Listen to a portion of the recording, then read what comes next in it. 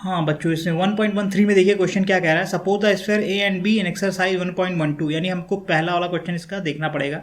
इस क्वेश्चन से पहले जो क्वेश्चन है उसमें क्या दिया है, हैव आइडेंटिकल साइजेस। तो पहले उसको देखते हैं फिर समझते हैं। 1.12 देखिए अभी सॉल्व किया है मैंने। इसमें क्या है कि two insulated charge copper sphere A and B have their centres separated by a distance of 50 centimetre. दो स्फीयर हैं जो कि 50 सेंटीमीटर के डिस्टेंस पे रखे हुए हैं, ठीक है। What is the mutual force of electrostatic repulsion if the charge on each is 6.5 10⁻⁷ coulomb. दोनों पे चार्ज जो है वो 6.5 × 10⁻⁷ कूलम है। दोनों स्फीयर ए बी 50 सेंटीमीटर के डिस्टेंस पे रखे हुए हैं। चलिए अब देखते हैं इसमें क्या बोला है। Suppose the sphere A and B exercise have identical size, यानी कहने का मतलब ये है यहाँ पे कि आप जो ये स्फीयर्स दिए हुए हैं वो स्फीयर्स इक्वल साइजेस के हैं। यानी इक्वल साइजेस का मतलब दोनों के रेडियस इक्वल हैं। ये आपका स्फीयर ए है और ये स्फीयर दूसरा वाला बी है।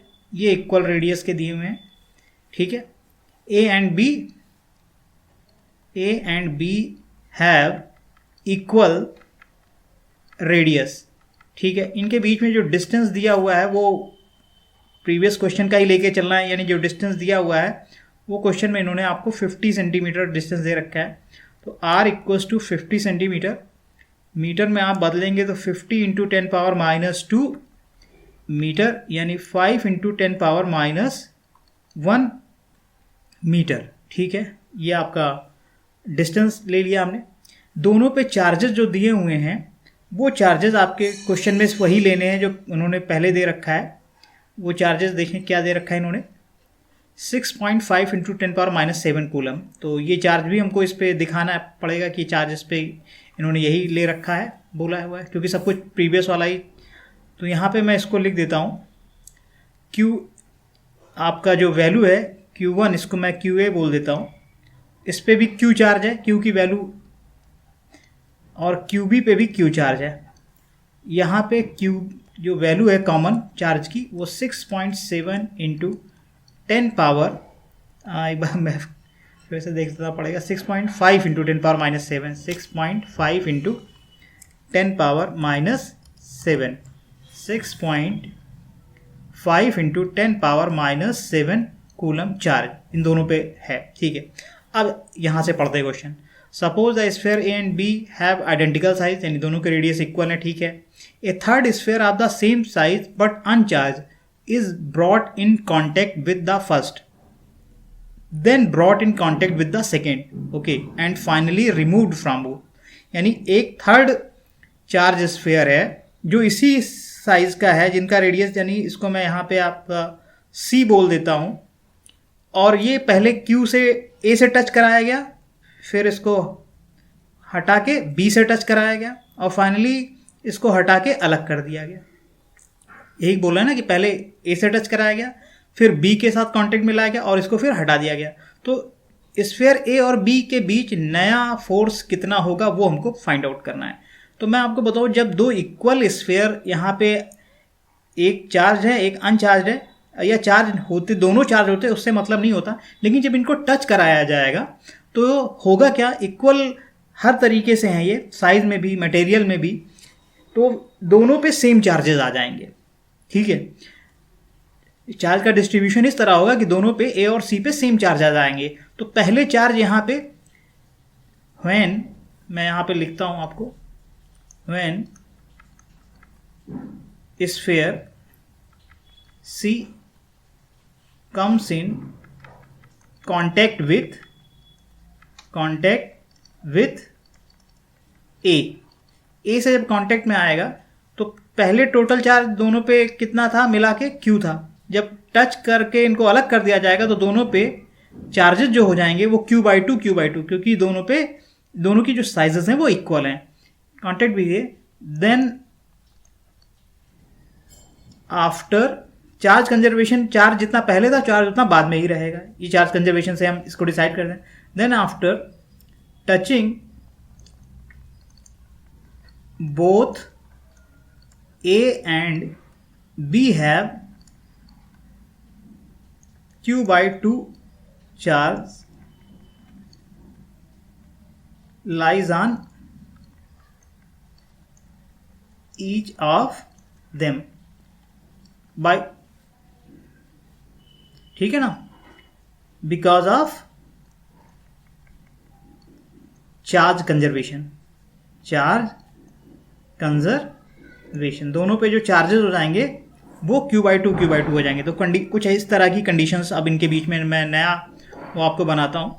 तो क्या होगा कि यहाँ पे जो चार्जेस हैं वो इस तरह हो जाएंगे, पहले ये आपका जो था और ये अभी जो चार्जेस हैं, ये A पे जो चार्ज हो जाएगा वो आ जाएगा इस बार Q/2, इस पे Q ही रहने वाला है QB पे।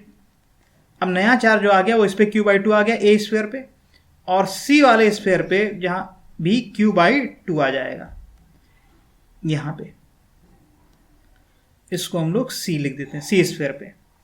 और ये डिस्टेंस तो इनके बीच में वैसे ही रखी हुई है, हम लोग R लेके चल रहे हैं 50 सेंटीमीटर का, वो अभी मैं कन्वर्ट कर चुका हूँ यहाँ पे। तो अब इसको फिर से किसी कांटेक्ट में लाया जाएगा, इस बार ये इसको जो कांटेक्ट में लाया जाएगा वो B के कांटेक्ट में लाया जाएगा। जब C को B के कांटेक्ट में लाया जाएगा, when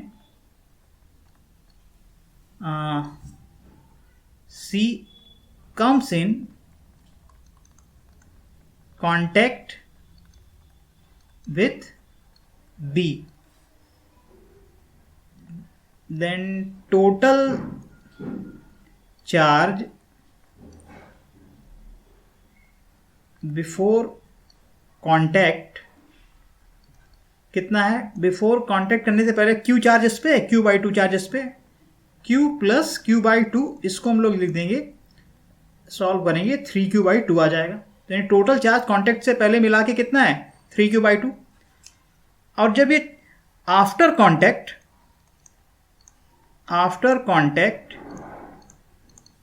B and C will have equal charge. Again equal charge होने का रीजन कि दोनों का रेडियाई और मटेरियल सेम है, तो जब कांटेक्ट कर लेंगे उसके बाद दोनों पे सेम चार्ज आने चाहिए। तो टोटल चार्ज कंजर्वेशन के वजह से पहले 3Q/2 था, यहाँ पे 3Q/2 है, तो आफ्टर कंजर्वेशन के बाद दोनों पे अगर इक्वल चार्ज हो जाए तो कितना हो जाएगा? इसका हाफ हाफ दोनों पे डिस्ट्रीब्यूट हो जाएगा। After contact B and C will have equal charge 1/2 of, आधा टोटल चार्ज कंजर्वेशन से पहले इतना है, कंजर्वेशन की वजह से, टोटल चार्ज कांटेक्ट से पहले इतना है, और तो आफ्टर कांटेक्ट इतना ही रहेगा दोनों पे मिला के। तो दोनों पे चार्ज डिस्ट्रीब्यूट कर दें, इसका आधा इसको दे दें और इसका आधा B को दे दें, इसका आधा C को दे दें।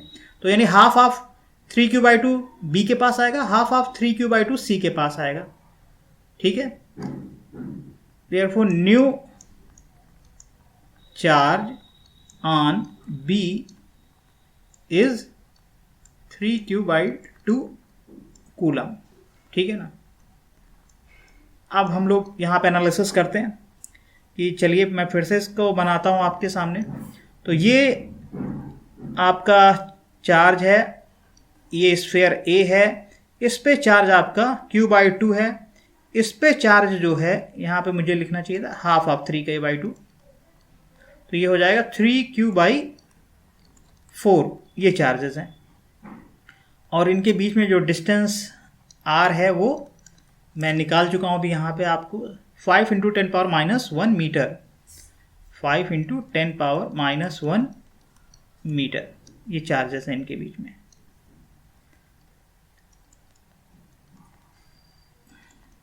ये देखिए, तो अब आप नया फोर्स निकाल लीजिए, F न्यू फोर्स कितना हो जाएगा?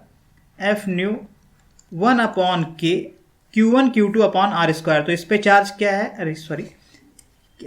ये हो जाएगा K, Q1 की वैल्यू Q/2 है, Q2 की वैल्यू 3Q/4 है, और ये R²। तो फाइनली जब हम इसको सॉल्व करेंगे तो 1/ ये हो जाएगा 3/8 K Q² अपॉन R²। तो हमें Q की वैल्यू भी पता है, R की वैल्यू पता है, K की वैल्यू पता है। हम इन सारी वैल्यूज को यहाँ रख देते हैं, 3/8 9 × 10⁻9 ये हो जाएगा। Q की वैल्यू आप पहले ही यहाँ अभी हम लोग लिख चुके हैं 6.5 इंटू 10 पावर माइनस 7। इसको मैं लिख दे रहा हूँ Q स्क्वायर है, यानी 6.5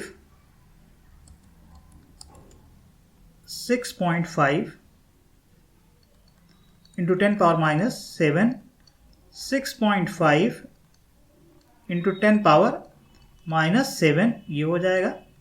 और नीचे आपका जो आएगा आर स्क्वायर, आर की वैल्यू 5 इंटू 10 पावर माइनस 1 है, तो मैं फिर से इसको इसी तरह लिखूंगा, कैलकुलेशन हमारी इजी रहेगी। 5 इंटू 10 पावर माइनस 1, 5 से देखिए 6.5 1.3 आएगा, ये भी 1.3 आ जाएगा। तो हमें क्या करना है, 3 का मल्टीप्लीकेशन, 9 का मल्टीप्लीकेशन और 1.3 को 2 बार अगर मल्टीप्लाई करेंगे, 3 9 1.3 1.3, इसका जो मल्टीप्लीकेशन आएगा टोटल वो आ जाएगा आपका 45.63 और अपॉन में 8।